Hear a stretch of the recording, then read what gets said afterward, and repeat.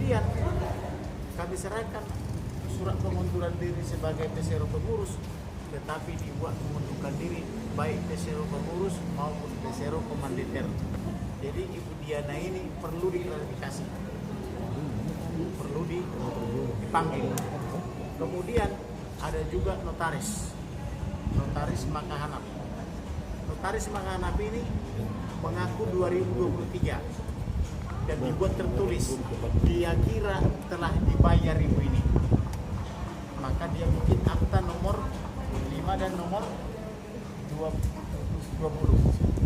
Nah ternyata ibu ini belum dibayar, maka dibikinlah surat pernyataan bahwa ibu ini adalah pemegang saham ya, tapi bukan lagi pesero pengurus. Itulah kira-kira inti daripada laporan kami atau hasil klarifikasi kami kepada penyidik.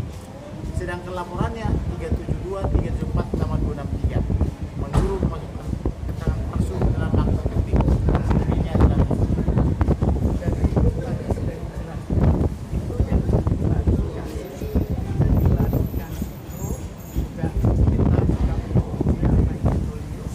Kemudian selain itu juga mempersoalkan masalah sejak kapan jadi saya kebetulan sudah kapan, karena sangat lama ini semua dibuat secara diam-diam. Dengan pembuatan secara diam-diam, kok bisa secara diam-diam? Akhirnya dari pihak kepolisian juga mengatakan, saya mengatakan karena banyak kasusnya, terus mereka mengatakan bahwa masalah pemegang saham satu lagi yang sampai dipukul itu dan ada visum itu sudah heboh di kalangan kepolisian. Jadi itu memang sudah diketahui. Akhirnya saya menambahkan, dari saya juga ada masalah penculikan. Penculikan itu sudah ada bukti bahwa penculiknya juga membuat pernyataan semua. Kalau tidak ada pernyataan saya tidak. Tapi kenapa saya tidak lapor? Karena pada saat saya lapor diminta notoran papat datang, dan begitu notoran papat mau didatangkan, notoran papat itu ditabrak mati. Akhirnya saya juga mengatakan saya jadi takut untuk lapor ke polisi. Jadi saya tidak lapor ke polisi bukan karena apa-apa, karena kekejamannya saya anggap di mata saya sudah terlalu parah. Jadi risiko saya terlalu besar, sehingga masalah ini menjadi sangat terkabut-kabut. Karena saya akhirnya otomatis tidak berani apa-apa, juga tidak berani lapor, dan akhirnya mengetahui adanya masalah itu setelah waktu yang cukup lama. Karena kejadiannya 2001. Kalau terkait somasi yang dilayangkan gimana? Dilayangkan ke PT Brigir sendiri gimana? Kan sudah mengajukan somasi katanya. Itu update-nya gimana? Apakah sudah ada balasan? somasi pertama ke notaris Makahanap 3 kali kami somasi, maka dia datang ke kantor dan ditanya ibu ini, kalian kan pemegang saham 3 orang, Purnomo, ibu sama Chandra, apa ibu tidak dibayar? Kapan dibayar? Kata dia. Ya saya pikir ibu telah dibayar, katanya gitu. Saya pikir kalau menurut keterangan berdua itu, saya pikir ibu telah dibayar. Maka karena keterangannya seperti itu, dibikinlah pernyataan dari notaris itu bahwa ibu ini adalah belum mengundurkan diri 100% dari pemegang saham, tapi baru mengundurkan diri dari pengurus. Nah, dibikin di kantor dan dibikin juga melalui surat dia. Itulah melalui notaris Makahanap. Kemudian notaris satu lagi, Sesurati, tidak dibalas. Sesurati lagi tidak dibalas. Sesurati lagi tidak dibalas. Lalu menunjuk kantor pengacara. Nah, kemudian juga Purnomo dan adiknya. Sesurati tidak dibalas. Tetapi mereka bertiga menunjuk notaris yang kantor pengacara yang sama. Pengacara yang sama ini tidak mau membalas somasi kami, tetapi mengatakan telah tuntas dibayar. Nah, Ibu ini saya tanya, apakah Ibu sudah dibayar? Tidak ada. Jadi dengan perkataan lain, karena kantor pengacaranya juga tidak menjawab tuntas, tetapi membuat itu jawaban seolah-olah Ibu ini telah dibayar tuntas, maka saya laporkan kepada polisi, dan polisi tadi menanyakan kepada siapa kalian kasih surat yang ini, karena aslinya dipegang Ibu ini kepada Diana. Jangan-jangan Diana tidak menyampaikan kepada notaris.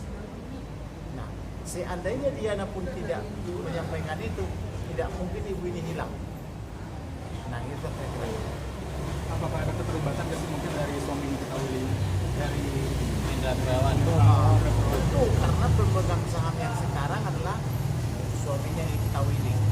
Jadi seperti apa keterlibatan mereka, bagaimana hak Ibu ini pindah ke mereka, nanti akan diusut oleh penyidik. Tapi sejauh ini sudah ada kualifikasi dari pihak beliau untuk menangkap Enggak, dari kita dulu. Dari kita hari ini memberikan persamaan pokoknya dulu. Baru nanti penyidik mendalami dan penyidik menyurati. fasilitas mewah yang digunakan di Kita Wili sendiri katanya dari penggelapan itu, apakah itu benar? Jadi ya, ini diduga. Bun, dikencangin dikit ya Bun. Jadi ini kan kalau kita lihat secara logika, kalau misalnya harta kita banyak diambil, sekarang lalu harta itu besar sekali, kira-kira hidup mewah dari mana? Ini saya tidak bisa membuktikan bahwa dia ambil dari situ, tapi saya hanya bisa membuktikan bahwa terlalu banyak harta saya yang diselewengkan, yang digelapkan. Jadi di sini kita harus tahu yang seringkali kacau itu adalah antara PT Bluebird Taxi dan PT Bluebird Media. PT Bluebird Taxi itu perusahaan induk dari tahun 1971. Kemudian tahun 2001 dibuat secara diam-diam ada PT Bluebird. Tapi sekarang yang saya pertanyakan, modal untuk pendidikan PT Bluebird itu dari mana? Apakah itu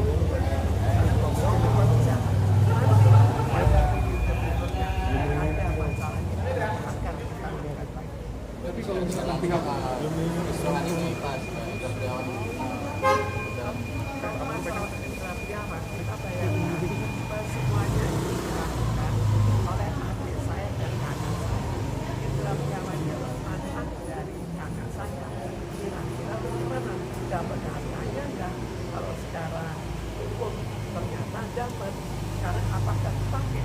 Apa itu disimpan? Enggak tahu juga. Tapi secara logika, kalau kita sebagai logika pada hukumnya, ya kita anggap ya memang harta saya itu yang dipakai untuk bermewah-mewah. total kerugian, maaf, kasih 200 miliar, benar? Triliunan, saya belum menghitung persis. Bun, apa dengan lahir abang juga, apa lahir anak dari Gabriawan juga nanti salah satu juga mungkin boleh dilihat kita ya untuk mewanti-wanti dia nanti kabur keluar negeri. Sekarang kita lihat, saya tidak bisa mengatakan pasti apa yang tapi pada umumnya kalau sudah kita membuat kesalahan, kalau kita sudah banyak menggelapkan harta orang, maka banyak sekali yang menggunakan cara untuk lari ke luar negeri. Kelihatannya ke Amerika itu lari ke Amerika itu bukan lagi. Kita punya anak, otomatis anak itu jadi warga negara. Maka berlakulah hukum di Amerika. Ini secara umum kalau kita lihat itulah kebiasaan orang untuk akhirnya lari keluar negeri. Tapi kenapa dari pihak PT Bluebird sendiri bilangnya itu belum memiliki saham, bahkan sejak 2001 berdiri kalau nggak salah. Ini kita Kamera, Bu. apa namanya PT Bluebird Taxi, apa namanya dan kita bayangkan ada perusahaan besar sejak tahun 1921 namanya PT Bluebird Taxi. Setelah 30 tahun tiba-tiba pimpinan PT Bluebird TBK itu secara diam-diam tidak ada yang tahu. Yang tahu hanya kakak saya dan adik saya, yang lain itu tidak tahu. Akhirnya perusahaan ini uangnya dari mana itu perlu kita sendiri, karena uang itu demikian kecil, uang sedikit saja bisa membuat perusahaan itu sukses. Itu pertama. Kedua, ini kan semuanya fasilitasnya dari PT Bluebird Taxi, perusahaan Bluebird induk. Jadi sekarang kalau semua dari perusahaan induk, apakah ini perusahaan dalam perusahaan atau betul suatu perusahaan yang didirikan sendiri dengan kekuatan sendiri? Coba kita lihat apakah masyarakat bisa membedakan mana PT Bluebird Taxi, mana PT Bluebird induk. Apakah pengemudinya bisa membedakan? Kita tanya aja dulu, Pak, Bapak ini dari PT Bluebird Taxi atau Bluebird induk? Tidak tahu juga. Kok bisa dicampur aduk sejauh itu? Kok bisa fasilitasnya digunakan, mulai dari ordernya digunakan, radio sistemnya digunakan, komputernya, bengkelnya, semua bisa digunakan.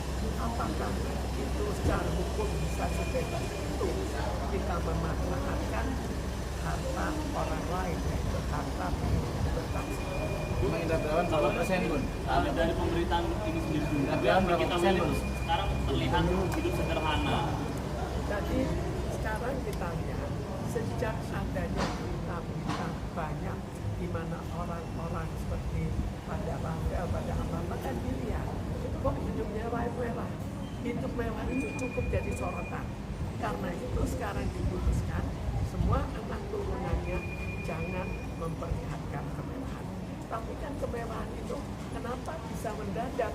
Kenapa setelah pemerintah mulai mempersoalkan orang-orang yang hidupnya terlalu mewah? Jadi kita cara logika saja kita pertanyakan, apa dia kita hidupnya mewah, terus tiba-tiba nggak mewah, ada apa?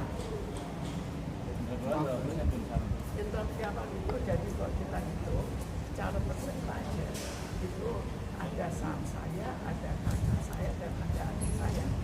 Indra Priawan itu dari kakak saya. Kakak saya bagi 4. Bisa dibayangkan Indra Priawan saja yang seperempat ya, sama juga seperempat dari harta saya. Kok bisa hidup begitu mewah? Kira-kira apa? Oke.